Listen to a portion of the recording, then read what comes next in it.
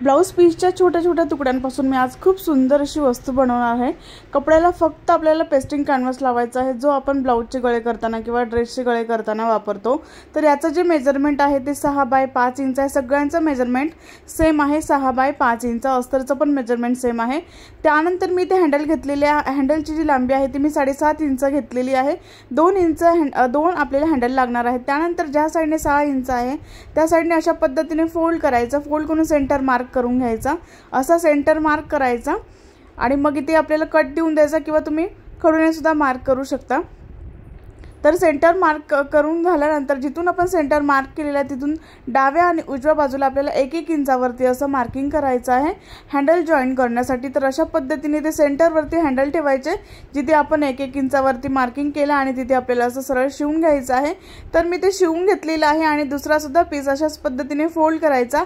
याचा सुद्धा सेंटर आपल्याला मार्क करून घ्यायचा आहे आणि सेंटर पासून आपल्याला 1 इंचावरती डाव्या बाजूला आणि 1 इंचावरती उजव्या बाजूला आपल्याला मार्किंग करायचं आहे आणि इथे आपल्याला हँडल जॉईन करायचे आहेत। तर मी ते 7.5 इंचाचे हँडल घेतलेले आहेत। तुम्ही ते 8-8.5 इंचाचे घेऊ शकता।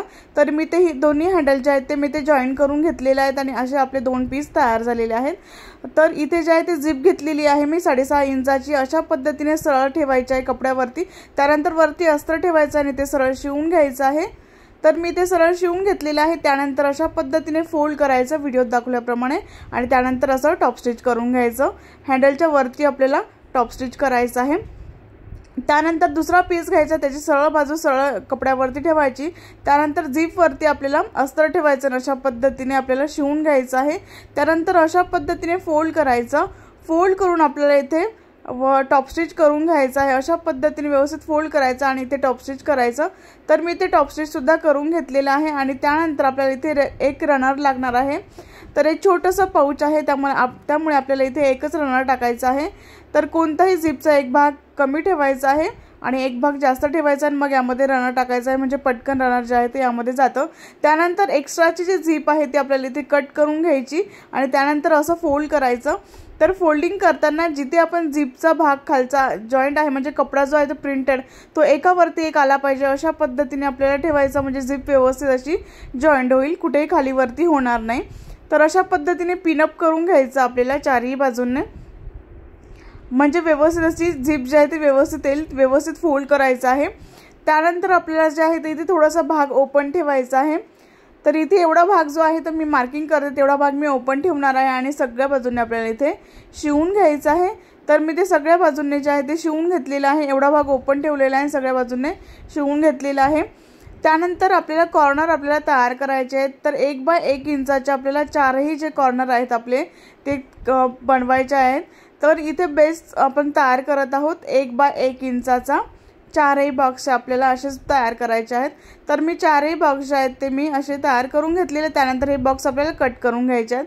तर मी ते बॉक्स कट केलेले आहेत। त्यानंतर हे कॉर्नर जे आहेत ते अशा पद्धतीने पकडायचे आहेत आणि आपल्याला शिवून घ्यायचे आहेत। चारही कॉर्नर अशा पद्धतीने पकडून आपल्याला शिवून घ्यायचे आहेत। तर ब्लाऊज पीसचे छोटे छोटे तुकडे फेकून देत असाल तुम्ही तर इथून पुढे तुम्ही कधीही फेकणार नाही, तर त्याचा असा उपयोग कराल। तर अशा पद्धतीने मी चारही बॉक्स शिवून घेतलेले आहेत। त्यानंतर जिथून आपण ओपन भाग ठेवला होता तिथून आपल्याला झिप ओपन करायची आहे। झिप बंद असते त्यामुळे ती ओपन करायची आणि मग आपल्याला आतून कपडा जो आहे तो बाहेर काढायचा आहे। असे पाऊच तुम्ही बनवून विकू सुद्धा शकतात। ब्लाऊज पीसचे छोटे छोटे तुकडे उरलेले असतील ते असे सांभाळून ठेवायचे आणि असे पाऊच बनवायचे। असे पाऊच तुम्ही सेल करू शकता आणि पैसे कमवू शकतात, डबल तुमचा फायदा होऊ शकतो। तर अशा पद्धतीने आतून कपडा जो आहे तो व्यवस्थित बाहेर काढायचा, कारण की खूप छोटी जागा असते।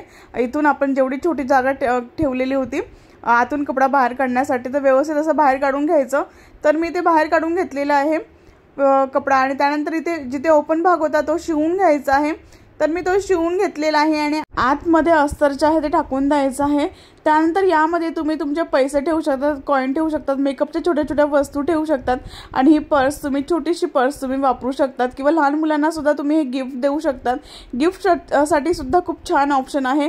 तर लहान मुलींना अशा पर्स आहेत तर खूप आवडतील। तुम्हाला ही पर्स कशी वाटली मला कमेंट बॉक्समध्ये नक्की सांगा। ब्लाऊज पीसचा खूप छोटा तुकडा उरलेला होता त्याचं मी हे बनवलेलं आहे। खूप कमी खर्चात इथे आपण बनवू शकतो आणि सेल सुद्धा करू शकतो। तुम्हाला ही पर्स आवडली असेल तर एक लाईक नक्की करा।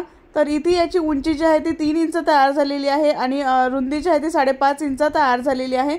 आवडली असेल पर्स तर एक लाईक नक्की करा, शेअर करा आणि सबस्क्राईब करायला विसरू नका। नेक्स्ट व्हिडिओमध्ये भेटू, तोपर्यंत बाय बाय।